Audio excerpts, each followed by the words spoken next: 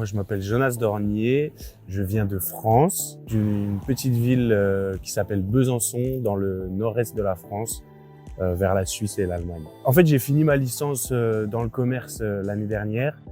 J'avais envie de trouver un master intéressant sur Paris.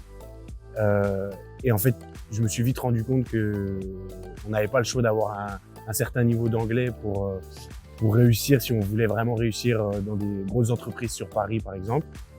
Et je me suis dit que prendre des cours d'anglais en France, ça allait pas être nécessaire, qu'il fallait que j'ai une immersion totale.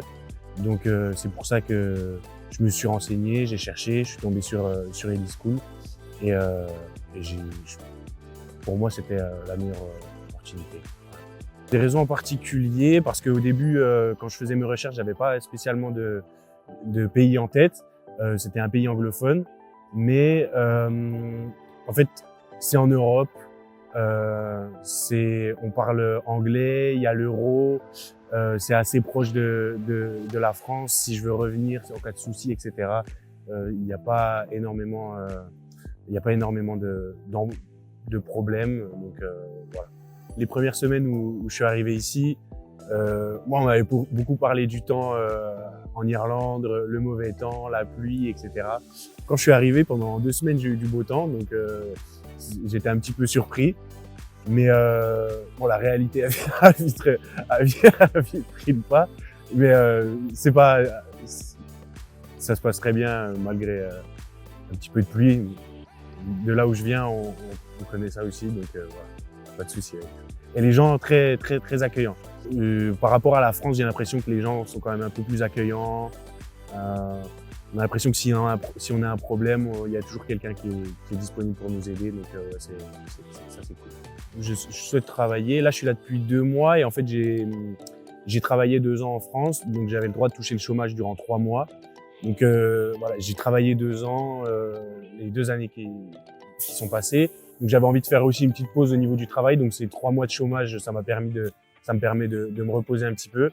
Et là, je vais commencer à chercher du travail à partir de janvier pour 6 mois. Je pense que j'ai pas encore le niveau pour travailler dans le domaine dans lequel j'ai envie de travailler en France. Donc pour l'instant, ça va peut-être durer 1 ou 2 mois, mais je vais d'abord chercher un travail où on n'a pas forcément besoin d'un grand niveau en anglais, pour aussi prendre le temps de développer mon anglais. Et après ça, je vais chercher à trouver un job qui soit en rapport avec mes études, parce que sur mon CV, c'est vrai que travailler à l'étranger, dans le même domaine dans lequel tu étudies en France, je pense que c'est un vrai plus. J'ai pris la résidence, le logement dans une résidence. Donc en fait, on vit un peu en communauté avec toutes sortes de nationalités. Et ce qui fait qu'en fait, tu es obligé de rencontrer des gens. Et tu en rencontres tellement des gens, que ce soit à l'école ou à la résidence, qu'il y aura forcément des personnes avec qui tu as des affinités, même si vous ne parlez pas la même langue. Donc j'ai commencé à me créer des petites amitiés avec certaines personnes. On sort ensemble, on fait des activités, c'est cool. Pour l'instant, moi, ça m'a permis de développer un petit peu ma capacité sociale, entre guillemets, parce que voilà, comme je disais, j'ai travaillé pendant 2 ans et on rentre vite dans une routine. Et moi aussi, j'avais envie de me challenger un peu, que ce soit au niveau social, au niveau arriver tout seul dans un autre pays. Et moi, pour l'instant, cette expérience, ça m'apporte ça. Ça m'apporte le fait de se débrouiller, que ce soit au niveau des papiers, tout seul dans un autre pays. Quand on va rentrer en France, on va se rendre compte à quel point ça peut être facile finalement de gérer, que ce soit les papiers, la recherche de job ou ces choses-là. Voilà. L'accomplissement qui, pour moi, est intéressant déjà, c'est le fait de sentir ma progression en anglais. Ça, c'est pour l'instant, c'est le plus gros accomplissement que je peux notifier. Après, déjà, il va y avoir le fait de trouver un travail, il va y avoir toutes ces choses-là. Donc après, c'est peut-être aussi une accumulation de petits accomplissements qui fait qu'à la fin de ton voyage, le voyage devient un gros accomplissement. Voilà. Et se rendre compte qu'on a tout surmonté tout seul et en fait, c'est les souvenirs après que tu as gardé tout ça. Ça te servira pour toute ta vie, je pense.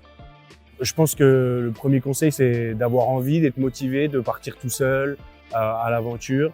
De toute façon, je pense que ça va vous apporter que du plus.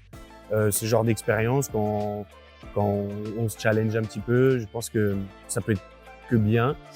Et comme conseil, ouais, j'ai pas de conseil en particulier, seulement ouais, voilà, avoir confiance en soi, rester concentré, avoir envie d'apprendre, euh, pas avoir peur de faire des erreurs, que ce soit en anglais, que ce soit dans la recherche de travail, etc. Euh, vous allez faire des erreurs, mais l'important c'est de réessayer.